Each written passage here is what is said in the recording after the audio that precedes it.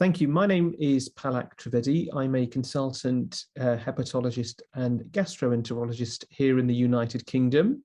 And thanks to sort of PSC Support Australia for inviting me to give this talk on the gut microbiome in PSC. Can we treat one to help the other?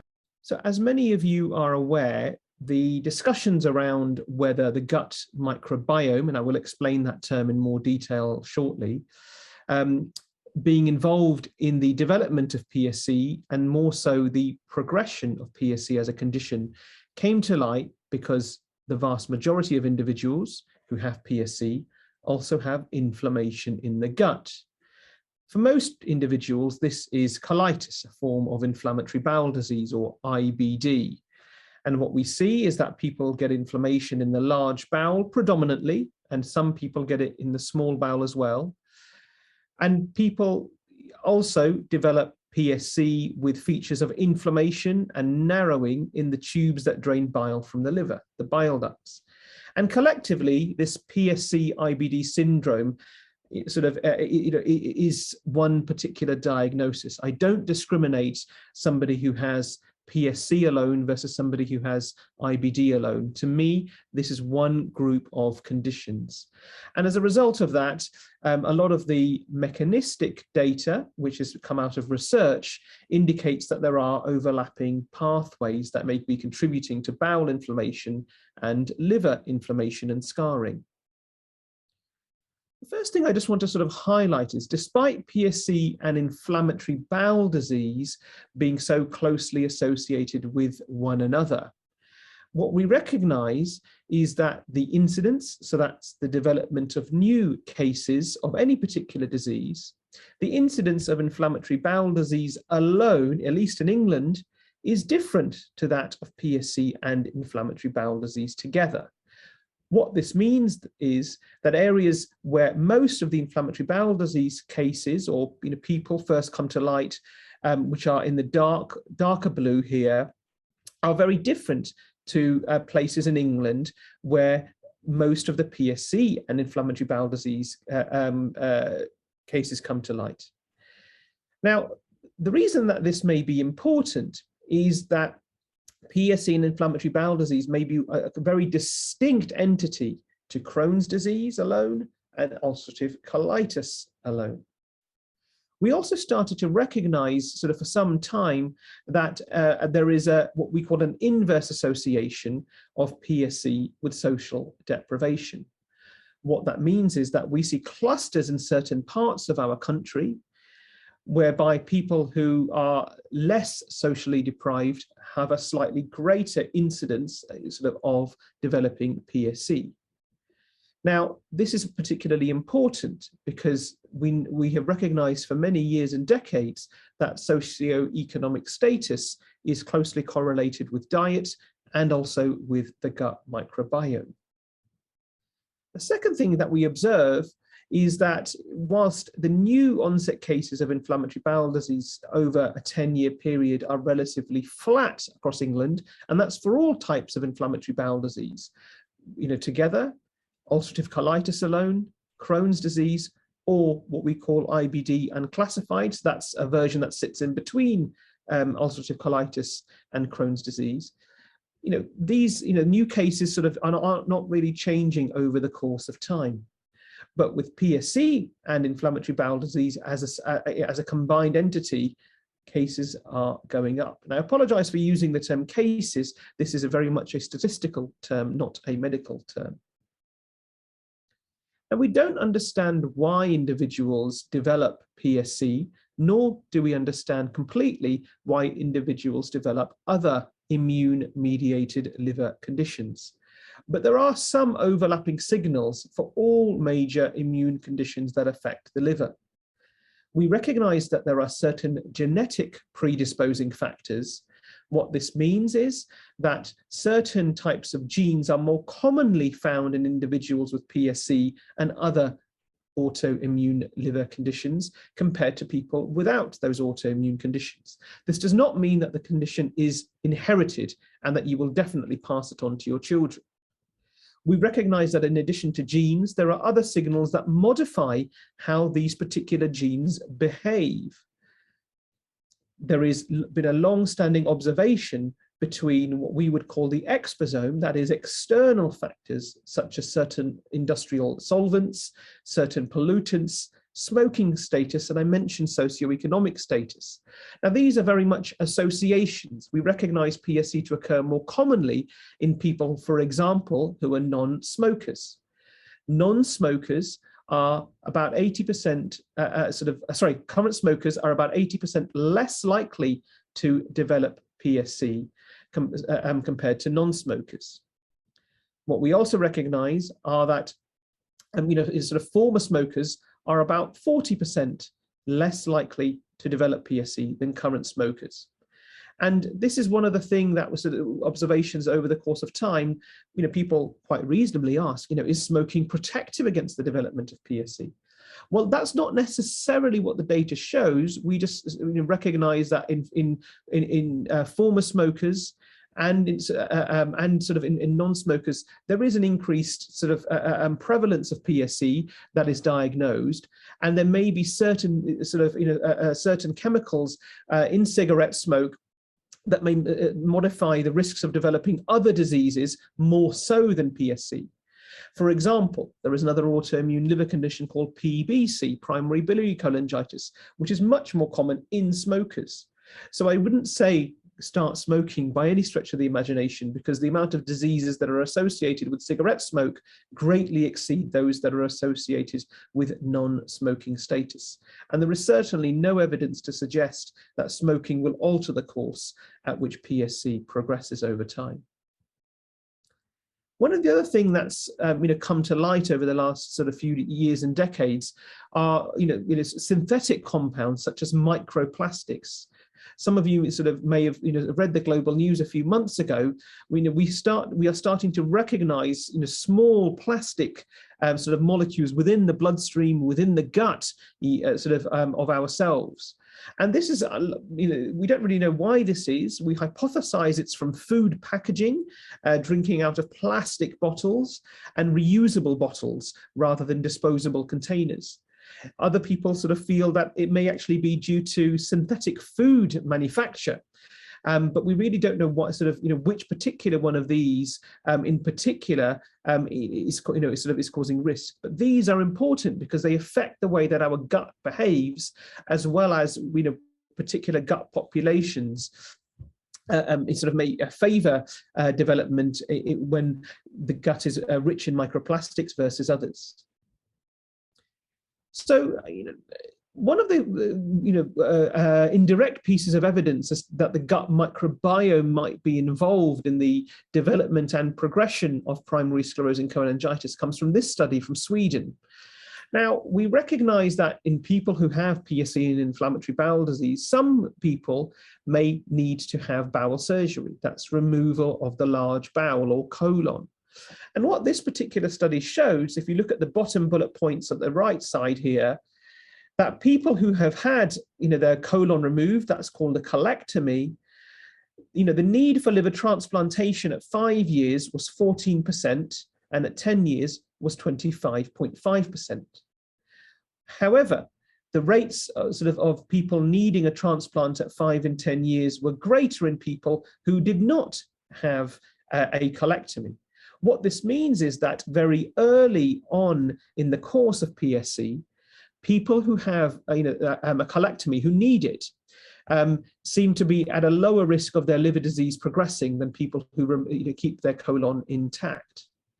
Now, this is one of the very first pieces of evidence to suggest that bowel surgery at an early stage may protect against the progression of PSC, and has furthered what we call the microbiome story. We know that the gut is the biggest source of microbes that there is in the human body, and in fact, there are more gut microbiome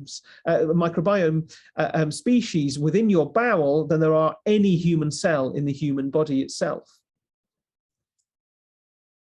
There is also evidence that in people who have had their colon removed prior to liver transplantation, that the risks of developing recurrent PSC is much lower. So if you look at the top bar here, this diamond sits to the left of the 1.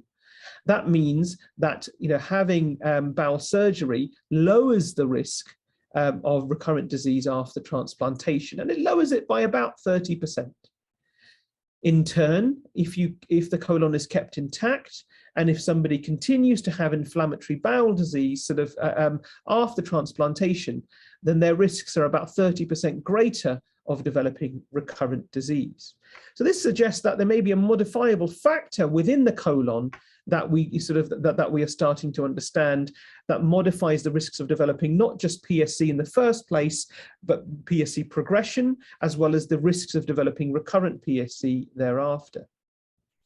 So what do the risk genes tell us? What do genetic studies tell us about the bowel, how the gut microbiome might influence the risk of developing PSC and its progression? Now you will see lots and lots of acronyms here. These are all sort of potential risk genes that have been identified in several thousand patient studies. And all of these particular risk genes that we see are found in people with primary sclerosing cholangitis and inflammatory bowel disease. And they all tend to cluster around specific biological pathways, around defective microbial handling, around the permeability, that's the leakiness of the bowel, what we call leukocyte trafficking, that's the movement of your immune cells from your gut to the liver, loss of immune tolerance. So we all eat and drink things on a daily basis, and some of those things will contain, sort of certain microorganisms, and our gut needs to be tolerant to them, because if we react against every single thing that we eat, we would no longer be alive. So but what we see in people with PSC and inflammatory bowel disease is that there seems to be loss of tolerance suggested by some of the genetic alterations in such individuals. And there are also certain risk genes that make individuals more predisposed to hepato, that's liver, biliary, that's bile duct, inflammation. Now, trying to understand how these particular genetic signals interact with the gut microbiome is something that's critical. Now, what we must appreciate is that over the course of the sort of last 10 years, I've shown you that the proportion of people with PSC is going up and up, and that was just data from England, but I can show you data from Europe as well, and Australia, which shows something similar. But the genes aren't really changing. We haven't really changed our genes. It takes much, much longer for genes to actually change in that regard. So something must be changing, to give us the increased identification of people with PSC and inflammatory bowel disease. So this led us, us meaning the PSC community, to study several aspects of the gut in individuals with PSC and inflammatory bowel disease. And I'm just going to show you a few slides, first of all, showing, the evidence for what we would call enteric dysbiosis. What that means is, enteric means gut, dysbiosis means disturbed, microbiome. That is certainly something that's been now shown across multiple centres around the world as evident in people with PSC and IBD. What we recognise, and I'll come to show you evidence in a moment, is that the diversity, the breadth of gut microbiome distribution that we see in people with PSC and inflammatory bowel disease, and indeed in PSC without inflammatory bowel disease, is it's much more restricted compared to people who've just got inflammatory bowel disease alone, and compared to people who don't have any evidence of liver or bowel disease at all. We recognize that the intestinal barrier, which should be very tight and only allow certain good things to be absorbed, is very leaky in people with PSC and inflammatory bowel disease. And we recognize that, whilst we like to have tolerance to our own gut bacteria, there seems to be, very heightened inflammatory responses in the gut of people with PSC, as well as impaired tolerance mechanisms to individuals' own gut bacteria in the same individuals. So you've got very heightened inflammation to your own gut bacteria and other microbes, and a lack of tolerance in the gut at the same time. And what this leads to is traveling of certain cell types that should really stay within the gut, but these traffic towards the liver and they start to set up bowel inflammation as well.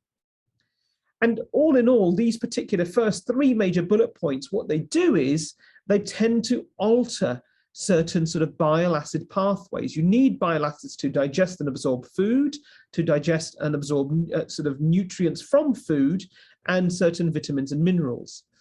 But what we see is that, you know, the handling of these bile acids seems to be disturbed because of the alterations sort of in the gut microbiome. At least that's what the data is pointing toward, as well as the disrupted intestinal barrier and a dysregulated, what we would call gut mucosal immune system.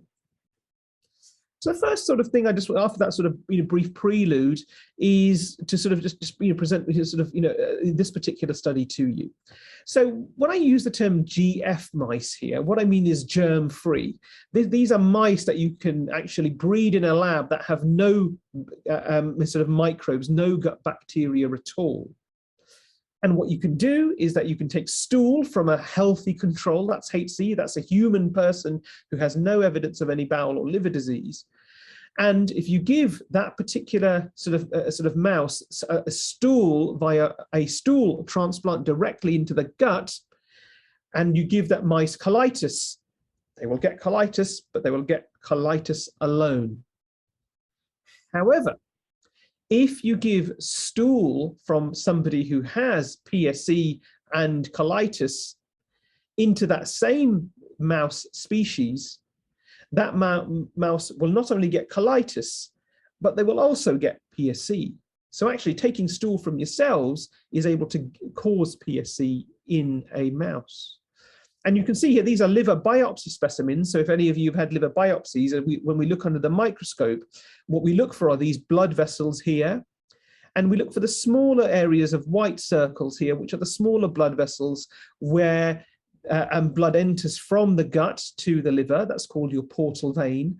And around them are where the small bile ducts live. And what we can see here is that there's no real difference when you give stool from a healthy control, a healthy human being, to that mouse. But when you give stool from a person with PSC to that mouse, they tend to get this areas of purple, which is inflammation and scarring around the bile ducts, like you would see sort of if you biopsy any human being who lives with PSC. So it's really good evidence, at least in mice, that gut microbiome from humans may be the cause of PSC after all. But what is a microbiome?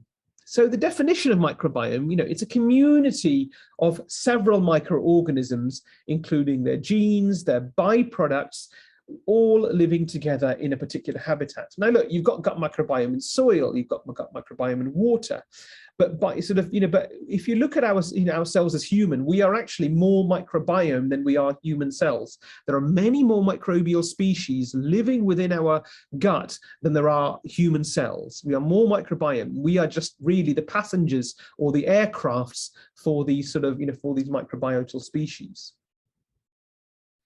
And when it comes to specific microbiome species, I'm talking about bacteria, about viruses, about fungi, all of these particular things. But let's talk about bacteria first of all. We have nearly as many bacterial cells as we do human cells in the body.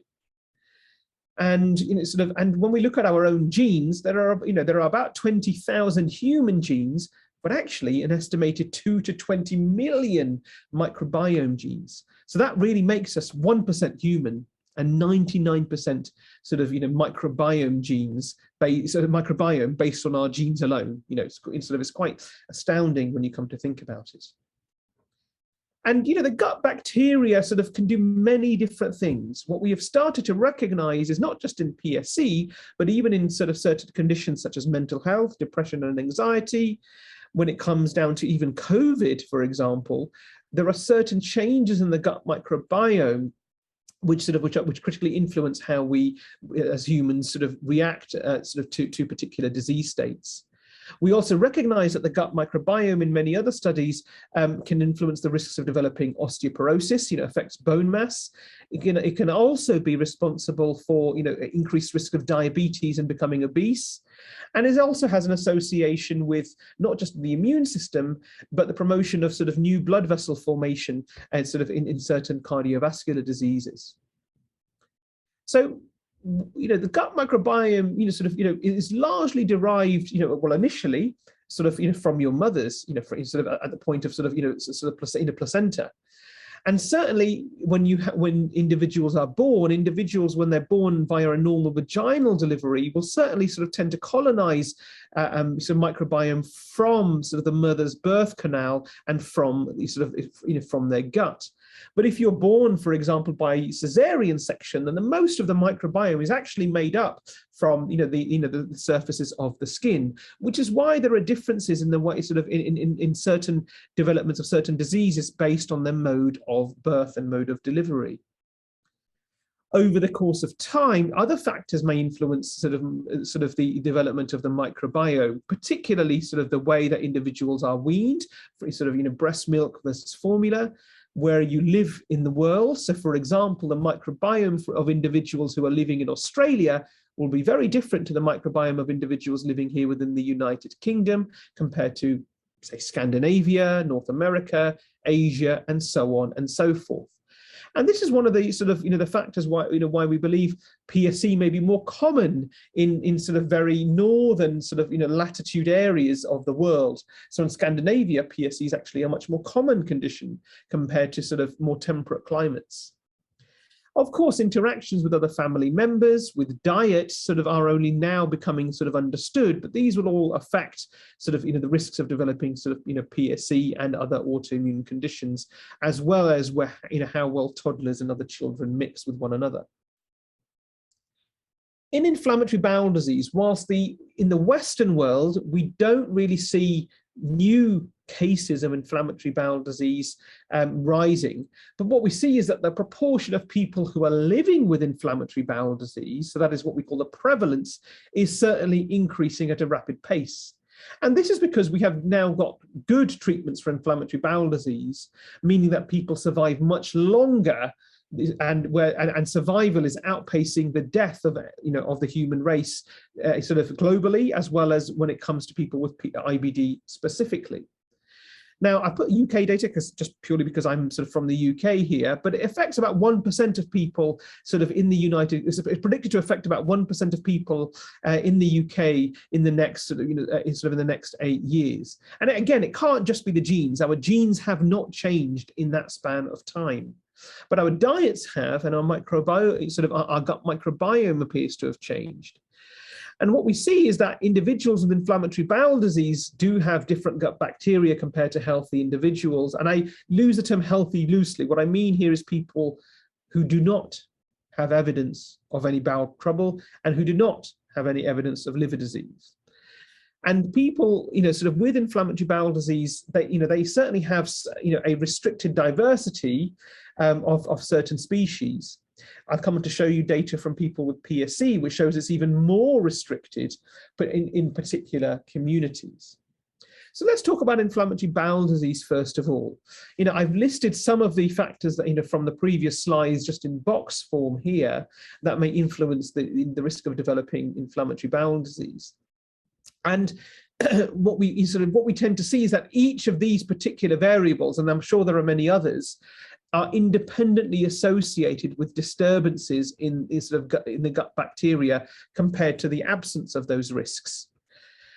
If you put all of these things together, for example, it's really difficult to untangle which particular one of these factors is associated with a particular diversity in the gut microbiome.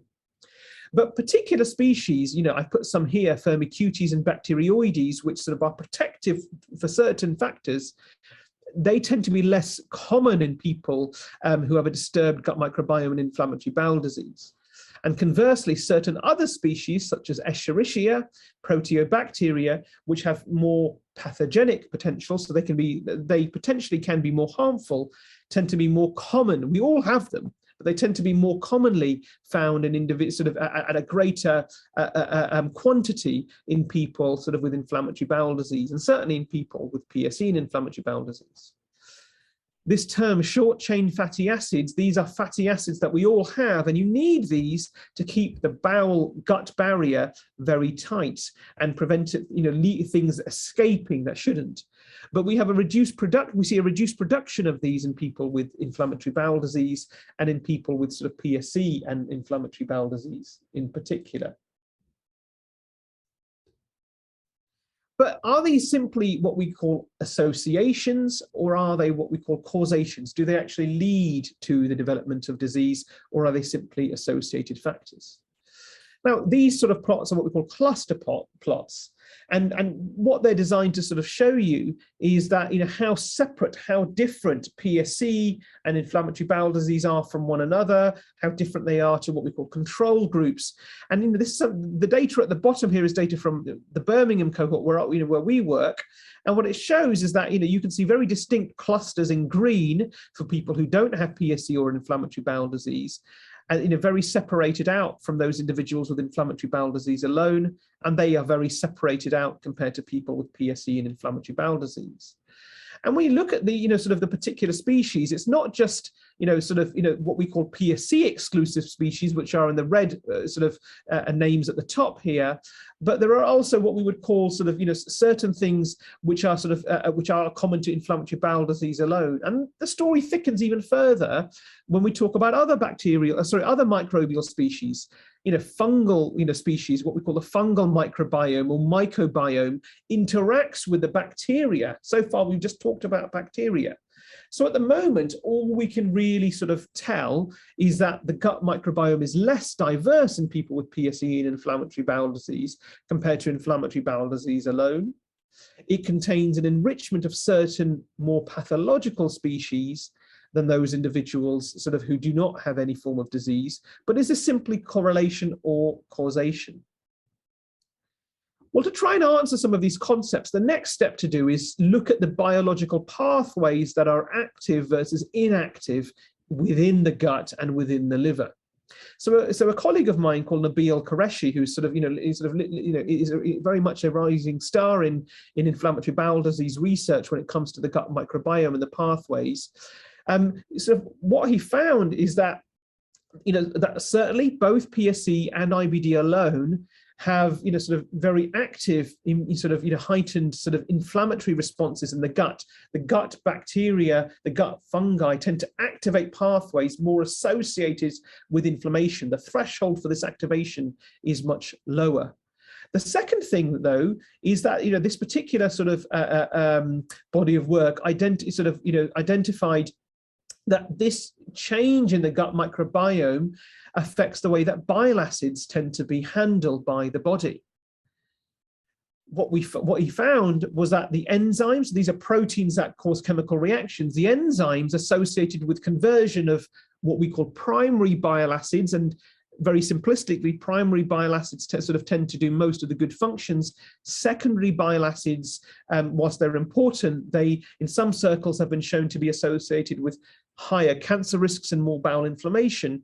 What we see is that the gut microbiome in PSC inflammatory bowel disease is enriched for those that have functions causing conversion of primary good to secondary bad bile acids. Now, that is a bit of an oversimplification, but this is certainly what some of the mechanistic work tends to show.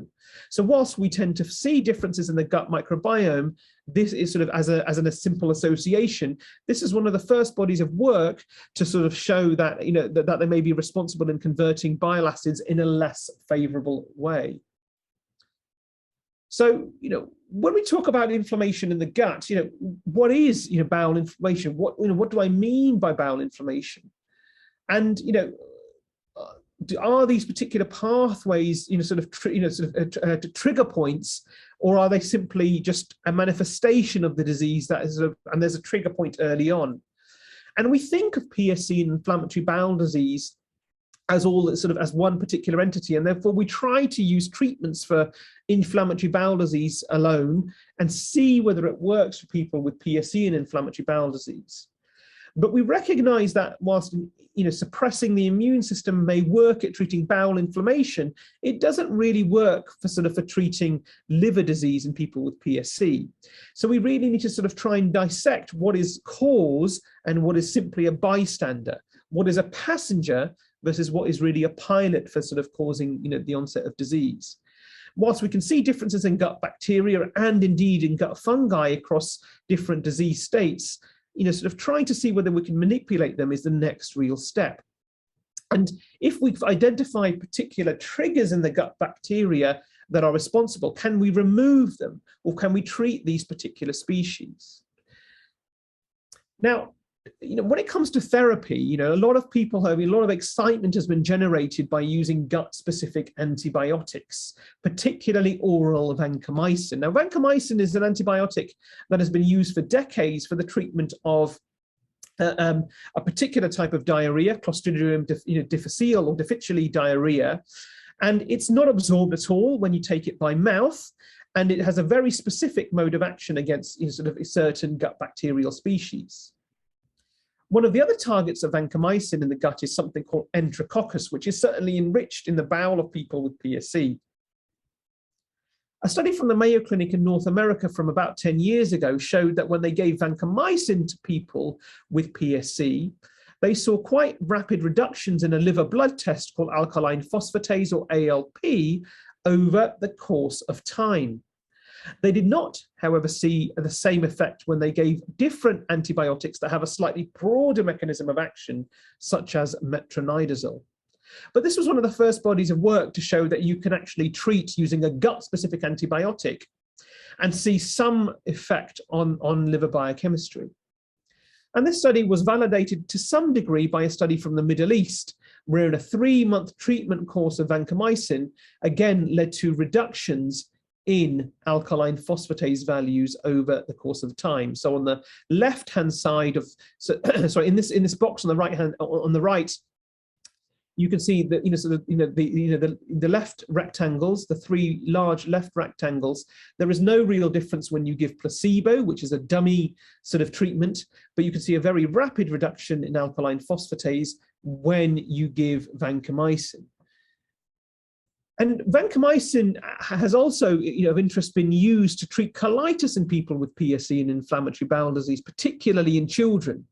And what we see is that, calprotectin, which is a marker of bowel inflammation in people that we use sort of in the clinic, was actually normalized in all 15 sort of children who completed the treatment course in this one particular study.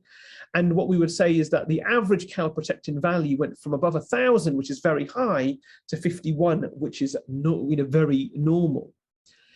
In a similar vein, when sort of vancomycin has been given sort of to a slightly older population of individuals, so some more so adults, we see a reduction sort of in what we call the Mayo score, which is a marker of colitis activity, by about 7 points, which is quite a good result.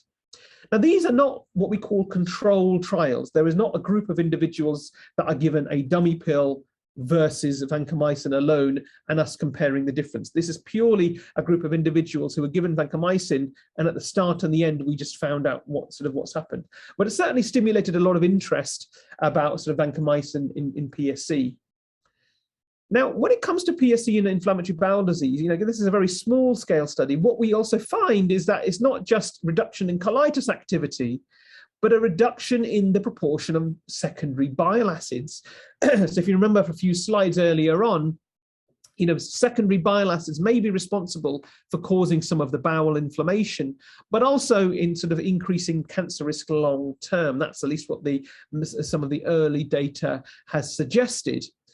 And what we see is that when you stop vancomycin, secondary bile acid levels tend to return back to what they were beforehand. So this is not a long-lasting effect. This seems to be an effect for as long as you're taking the medication.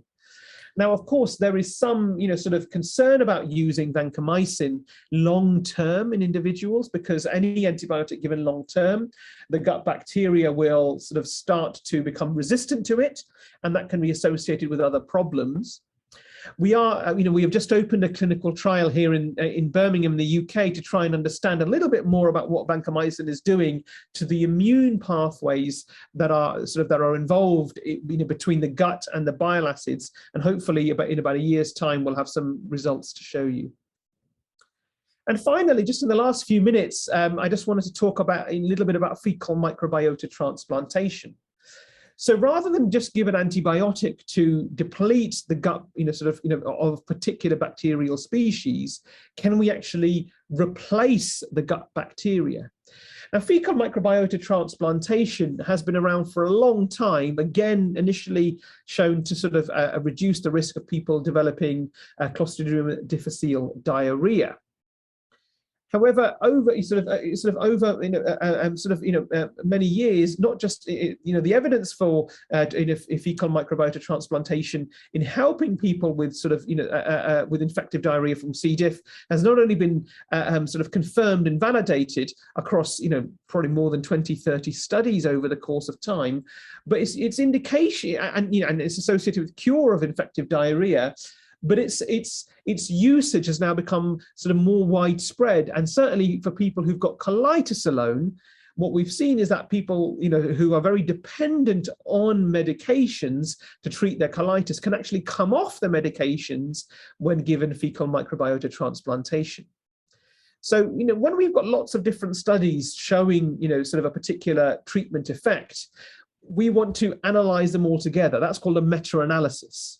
And in this meta-analysis of several studies, what they showed was that the remission, so that's essentially freedom from active colitis, was evident in about 30% of people who were given FMT with colitis alone, compared to 9% of people who received what we call a dummy treatment, so an inactive FMT equivalent.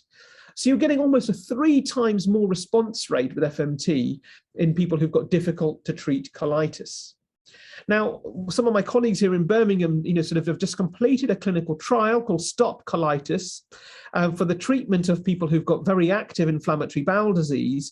And these are people, many of whom, had failed all other inflammatory bowel disease treatments. And you can see here, the colon has gone from being very dirty and inflamed to quite nice and clean. And this is another patient where it became from very ulcerated to becoming very minimally ulcerated and effective. So what about FMT and PSC? So this is the last couple of slides now. So, because of the association of, PSC and inflammatory bowel disease, a group from North America did what we would call a proof of concept study, and they recruited 10 people with, PSC, 9 of whom completed the study. And in that group of individuals, with inflammatory, 9 of the group who completed it, they gave a single dose of fecal microbiota transplantation. And this was done at the time of colonoscopy. So as many of you are aware, colonoscopy is recommended annually if you've got colitis associated with your PSC. And at the time of that particular procedure, this group of individuals were given a fecal microbiota transplant. And it was administered via the colon. And what they saw is in about a third of individuals, after a single dose, liver blood tests, started to fall, and that was with alkaline phosphatase. But even if you look at other liver enzymes that are also important in PSC, about 5 out of 9 of those individuals showed evidence of reductions in liver biochemistry over the course of treatment. The main point of doing this study was not to see whether it's effective in treating PSC, but obviously to see whether it was safe and just explore what happens following a single dosage of administration. They were also able to identify that those people who had a reduction in their liver biochemistry with this particular treatment was because their particular stool donors were enriched for certain good species. And this is, why, there's been now more interest in saying, well, actually, do you need just one? Do you need many FMT to try and treat PSC? And how long does this particular effect last? So it's all well and good showing it's safe. That is the most important thing. But is it actually going to help slow down the rate at which PSC progresses? So with that in mind, just to finish off, so we are now we've just been awarded some research funding to do a multi-center trial here across the United Kingdom, where we're going to be comparing individuals who receive fecal microbiota transplantation at the point of colonoscopy and then topped up via enema over several weeks, compared to people who receive an inactive like sort of saline sort of treatment during the point of their colonoscopy, and compare the differences at the end of a year to see whether the PSC has stopped progressing, at least from a blood test point of view, sort of, because it will take many years to see whether that actually gets borne out long term, and also whether it improves symptoms and quality of life in individuals who are living with the condition. Now, the reason we are going for administration via the colon rather than through, for example, a capsule or via, say, a nasogastric tube directly into the small bowel is because that's what our UK patient population preferred. There were some concerns about, people, if you're having a capsule of FMT, what happens if it bursts or you bite down on it by mistake? If you've got a tube that's inserted sort of to, for the FMT, is sort of what happens if you sort of burp or vomit? That's those sorts of concerns, were recognized. And also we recognize that people have colitis associated with their PSC. And we know, based on the data that I've shown you in brief today, that the gut microbiota in colitis with PSC is very different. So trying to treat that particular entity is what we're targeting here. So I'm very grateful for this invitation. Thank you for listening, and I'm happy to take any questions.